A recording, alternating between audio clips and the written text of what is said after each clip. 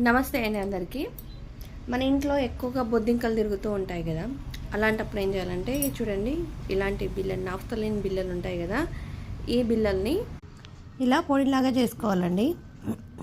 పొడిలాగా చేసేసుకొని వీటిని ఇలాగే మొత్తం కూడా ఇలా మనము మూడ్ చేసుకోవాలి.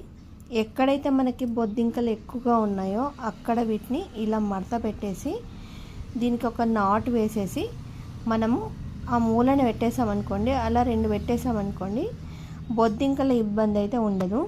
బొద్దింకలు ఎక్కడైతే ఎక్కువగా ఉన్నాయో అక్కడ చూసారు కదా, ఇట్లా ఒక మూటలాగా చేసేసి అక్కడ పెట్టేయండి, అవి పారిపోతాయి.